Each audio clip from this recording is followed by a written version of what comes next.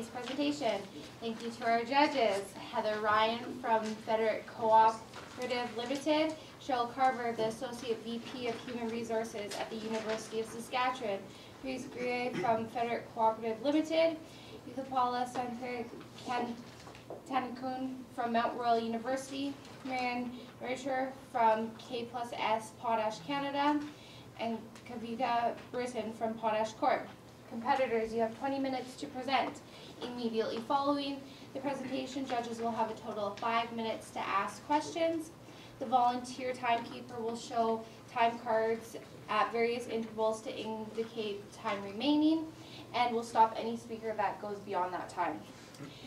No questions, comments, cell phones, or picture taking is permitted by the audience at any time. And we ask that you wait to applaud till Q&A is over, and that immediately following you leave. The audience is also banned from any material that bears the name or logo, symbol, or from a competing university. Okay.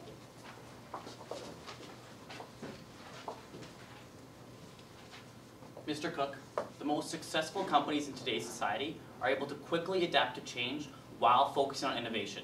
We believe you can maintain and continue your success by 1, reorganizing your company and restructuring it, and 2, creating a focus on innovation and communication throughout all levels of your company. With that, we are TST Consulting. My name is Terrence, and I have with me Tara and Sean. Let me take you through our strategic process. To begin today, we'll be going over the issues present for your company today.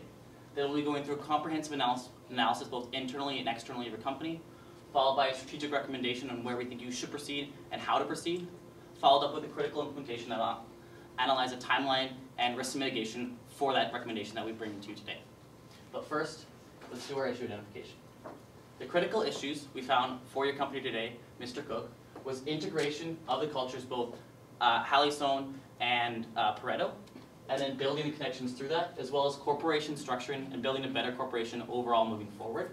Looking at primary issues was the wage disparity between the two companies that are merging together, or integrating, I should say. Focusing on project approach and building new connections that way, and having a stronger project approach moving forward for your company to build your revenues. And secondary issues, looking at succession planning, improving communication channels and feedback channels, and finally, creating a new project direction for your company to increase those revenues as well. Moving to our analysis, the strengths we found for your company, as many as they are, the transition procedures already in place are quite strong and founded in good logic in your company. Looking as well, the integration teams from both companies are well founded and is a good addition to your company, and is something that we would like to keep moving forward. As well as the operational changes, like having business cards for new employees, giving them laptops, new emails, things like that, was completed in 3 days, which we think is a very strong thing, and that shows and highlights the operational efficiencies of your company already. And as well, the human capital again. You already have a very strong company in regards to your people and your human capital, and you're acquiring 500 new employees that are just as strong and able to provide that kind of asset to your company. Looking at opportunities, again, building more communication channels, having better feedback systems, integrating those cultures into one and having one solid company, not 2 different companies inside of Pareto. Improving employee engagement, making sure employees are engaged in the company and wanting to participate, and finally, building a conflict resolution process. These opportunities will all be highlighted throughout our case as well. Looking at constraints, again, time is always a constraint. Employee pushback to any change and any employee resistance to any change that you're moving forward. Looking at the reputation, given the recent issues that's taken place in Hallyzone, and then your lack of communication from top to bottom we feel can be improved as well. Looking at financials, again, we see a potential for $105 million in new revenue, which will be addressed in your case with the addition of these 500 employees, and then the wage disparity that is currently in place between the two companies. Looking externally, the opportunities we're seeing for you, again, are increased globalization with more employees and more locations worldwide. You have more opportunities to really expand your company and globalize that company as well. And then the ability to target new industries through that, like looking at oil and gas industry more industry for like government and things like that as well, is something that you can look forward to. Looking at threats, again, customer attrition to competitors, seeing blood in the water and going from that. And then competitors acquiring staff during the change as well, something you have to watch out for, and we'll be addressing that in our case as well. Looking at customer trends, again, you're seeing very loyal customers and comprehensive projects that take 6 months to a year, if not more, to complete these projects. So you're wanting to have very good customer satisfaction and making sure that your employees resonate that throughout their company, and throughout their work. and then largely business-to-business transactions or business-to-government transactions.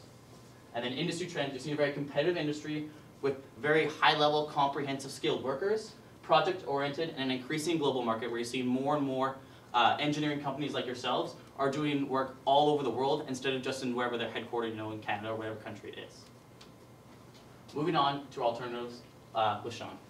Thank you, Terrence. So looking at some alternatives for your company, we found that one option would be to have these new employees that are coming from Halcyon to look at the current structure that Pareto has, which is a very delegated system in regards to projects and the way the work is flowed, and simply bringing them in and really pushing that message on them that this is how we work, we have delegation with our projects, and there's a timeline, there's clear goals focused, and really communicating that value of the system to those new employees coming in. Another option would be redesigning the corporate structure, and we will discuss this further with a recommendation, but this involves allowing these new employees to come in and fit with a clear new company direction. This involves changing the mission and combining the two values of the companies and really identifying your new direction and where you want to go with your new workforce. So looking at a decision-making matrix here and how we compared these two alternatives, we found that employee satisfaction is a big piece when looking at whether you go with that delegated Pareto structure or you go with that Halcyon more autonomous, more creative structure. So it's likely going to be more beneficial for you, Mr. Cook, to take a creative approach. The industry needs innovation, and by doing so and allowing those Halcyon employees to come in who are used to being autonomous in their projects and coming up with great ideas, really driving that message towards a new direction for your company, combining those workers is going to be great and allow you to stimulate growth and that $105 million new project revenue we discussed earlier.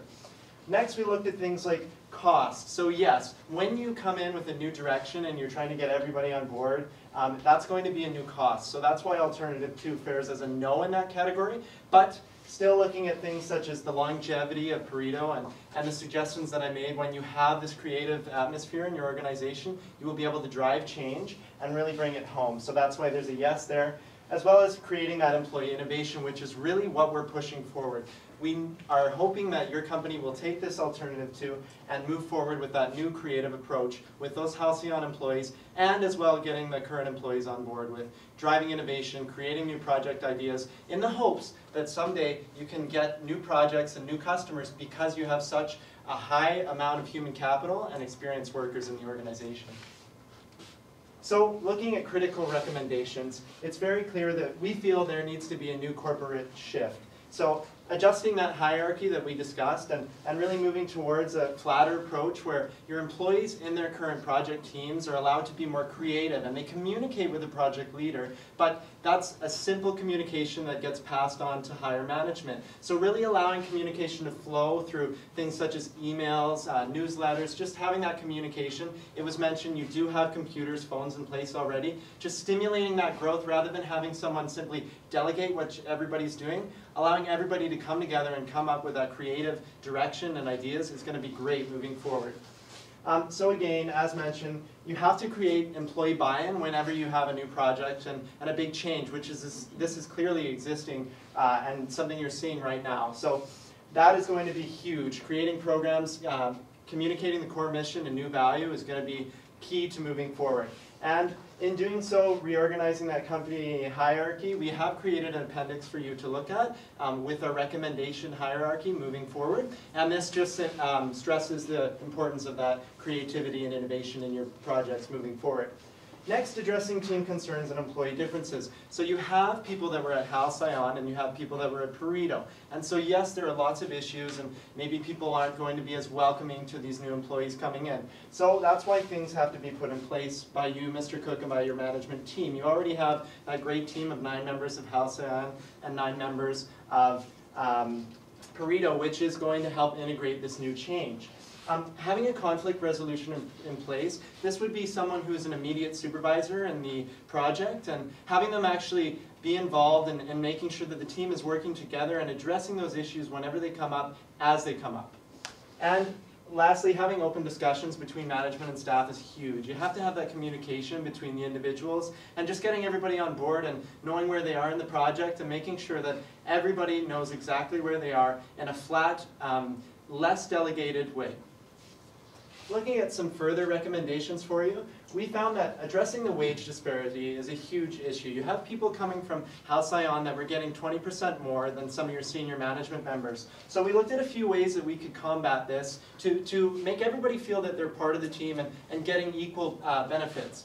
So in doing that, we suggest a profit sharing option. Now this involves using 1% of revenues and having that spread among your 2,500 employees or 2,800 employees as you've acquired some new ones. And this is really going to allow buy-in and allow everybody to be on the same page. They're getting revenues based off of profit, so this will help drive that team organization and get everybody on board.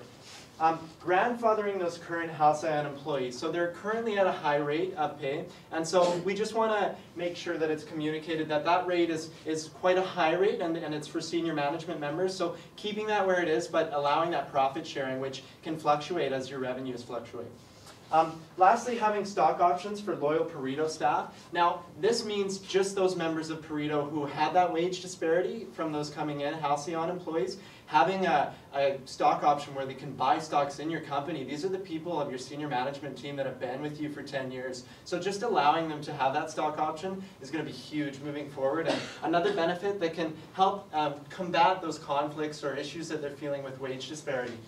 Next, looking at succession planning. So it's very important moving forward, Mr. Cook, that you identify your current workforce and see where there's room for people to grow and move on in the organization. So communication is key here, using your softwares, smartphones, things that you've already introduced, and having organizational charts. Now this means management replacement charge, skills inventories, things like that, really looking at what your human capital is comprised of and seeing where you can go forward. So the last option we recommend for you is a communication channels. Now, as it has been said, you do have several great communication channels, but we feel that these need to be crystal clear. So really working on that website and making sure everybody is on page, because there is some issues with email right now. Yes, it's working, but making sure if any kinks are present, those are addressed, and just having everybody on the same page. And you can also look at avenues such as news pamphlets, newsletters within the company to really get that communication of this new creative and innovative direction throughout the organization. So now that we address the secondary recommendations, I will let Tara speak to points of action. Thank you, Sean. So as Sean's mentioned, we're going to be suggesting that Pareto moves forward in a new creative strategic direction. So the points of action that we're suggesting, as Sean has mentioned, the employee buy-in. We feel that suggesting a company-wide profit sharing plan is going to increase the motivation for employees to continue with Pareto and move it into the future. We want Pareto to become the Google. We want it to become the Steve Jobs of the engineering industry. We're also suggesting that you communicate to all your staff the importance of their participation. Without their participation and their support, Pareto might not be able to move forward as far as they hope, and that 105 in revenue might disappear without their buy-in. We're also suggesting with our points of action, our communication channels, Mr. Cook, we're suggesting that you communicate clearly to all the staff and make sure that all changes that are taking place are transparent and everyone is aware of them. We're also suggesting that you create a conflict resolution. As Sean mentioned, there were some conflicts between the original Halcyon and some of the Pareto employees. We're suggesting that here, by using a conflict resolution plan to bring these individuals together and create a plan for them to address any of their issues. We're also suggesting that you actively notify all staff of any updates. So again, using the internal technologies that have already been put into place and using them to their full maximization. We're also, as it's been mentioned, transparency is critical. You are moving into a new direction, a new strategic creative direction, so transparency at this point is going to be very, very critical. So our implementation timeline that I'm going to be discussing is, again, identifying the new vision and strategic direction. We're also going to be suggesting that you survey the Pareto staff. Now, you did do a Halcyon survey of the current Halcyon individuals that have come into Pareto, and doing a survey on the Pareto individuals and seeing what their feedback is, where they are disgruntled, where they're happy, and then making sure that there's an equal combination of addressing any of those issues. Also, we're going to be suggesting the implementation of the profit sharing plan and identifying any change leaders. So again, you are going through a new strategic direction. Having those change leaders from both Health Scion and Pareto is going to be critical moving forward. In the January to June implementation timeline, we're looking at beginning to restructure the company throughout all divisions. Now we're also suggesting a job analysis. We're also suggesting that you do a job analysis throughout the entire company. We're also suggesting that you facilitate an open discussion about any of the restructuring issues. Communicate the importance of company-wide participation. So as I mentioned, making sure that you have your employees on board with this new direction is going to be essential to moving forward. Introduce the stock option plans, like Sean has mentioned, introduce them for the senior managements where there is disparity between Pareto and Health Scion individuals. In the June 16 plus, we're suggesting that you will review and adjust any new implemented processes. So here, we're suggesting a full implementation of the new structure, and again, doing any reviews, adjusting where it's needed. This is going to be a process where you can't just put something in and it's going to work. You're going to have to evaluate it and move forward as it changes. Also, we're suggesting that you survey all staff on the new direction, and also monitor the employee satisfaction of the buy-in. So there could be a little bit of hesitation or negative feedback. So again, just monitoring this and moving forward and addressing any issues that those employees might have. And so, as you can see, we're going to address the risks and mitigations that we've also come up with for our recommendations. So the major 3 risks that we've identified are senior managers leave. So again, they might not be happy with just a stock option. They might want that difference, that $20,000 difference between perhaps a Pareto and a Health Scion individual. So the mitigation strategies that we're suggesting for you is, again, introduce the stock option plan and communicate how this stock option plan is going to benefit them and how they're going to see that benefit at the end of fiscal year end. Also, communicate their value. They've been with you for so long, their value is entrenched in this new direction. So you're going to need them to be on board. You need them to be your change leaders. So again, communicating their value and moving them forward with this new direction is going to be very, very critical. Also, actively include them in all changes. Again, having them on board, making sure that they're change facilitators, having them maybe perhaps involved in the new communication channels, and perhaps getting them involved in an internal company memo. That might be a suggestion as well. So also, another risk that we saw was no employee buy-in on the restructuring process. So some of the mitigations we're suggesting is the profit sharing plan for all baseline employees that would see a 1% revenue at the year end. We're also suggesting show the growth opportunities, so succession planning. Also celebrate small wins. Having your company celebrate small wins throughout this change process is going to allow the employees to see that change is being positive and you guys are moving forward. So they're going to want to move forward with you as you grow. We're also suggesting include employees in all change and the flow of information. Our third risk is the compensation system is not accepted. The way we're suggesting that you mitigate this is, again, being clear about all the communications, being transparent about this new strategic direction. We're also suggesting that you explain the benefits, whether it's an internal memo where all of the non-senior managers are explained how the profit sharing is going to benefit them, and then a secondary memo to the individuals where the stock option will apply, having that explained to them and how it's going to benefit them. Also include all employees in the compensation package benefit. So, and now I'm going to let Terrence speak to the financials. Just to run through our implementation, financial implementation for today, projected revenues, we're seeing approximately $100 million in new revenues that you'd be looking at. Again, you had suggested 105, and then we accounted for about a 5% cancellation rate based on employees leaving, or based on customers leaving with about $100 million in new revenue. And we find that's more than enough to compensate for the costs that are going to be incurring, which we've highlighted to talk about. And this is further broken down in Appendix B as well, if you want to look at it, but just to touch over it. The profit sharing plan that we're mentioning is 1% of total revenues. So assuming that your revenues are the same as they were last year, including the $100 million, you're looking at giving 2,800 employees about $1,600 each per year. So we think this is a small amount for you, and it's still a good incentive, but while it's still a good incentive for employees to want to really engage and do as much work as they possibly can to really innovate and attract new customers through this project approach and through this new direction that you'll be creating for your company. So you find this will be a very beneficial way. Even though it's a small amount for you, it is a very large and even just a good gesture to give to your employees to make sure that they have that buy-in and want to see the new project approach and are really aggressively trying to attract new customers and things like that.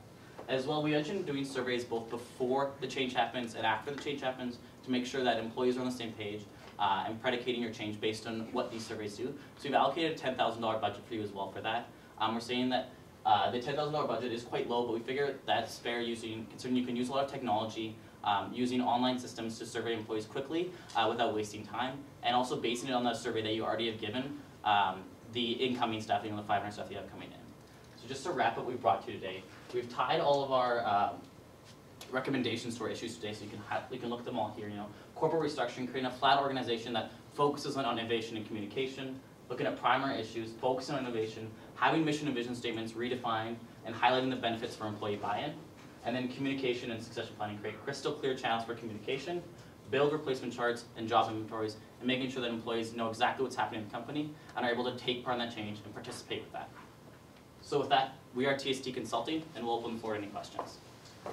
I'm just curious how these compensation changes, you've got quite a bit happening, profit sharing, stock options.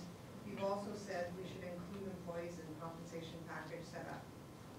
Help me understand how we do all this, especially the last one.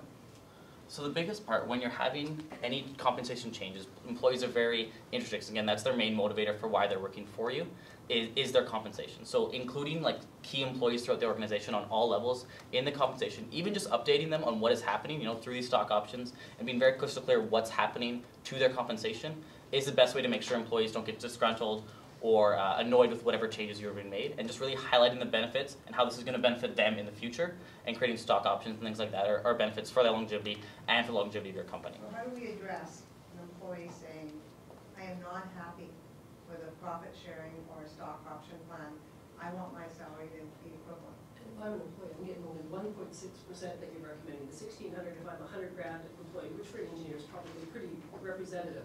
That's 1.6% of my salary. I'm going to go, yeah, whatever. I'll spend that. So how do we address that? That's my fear, worry, and concern. It'll keep me up at night.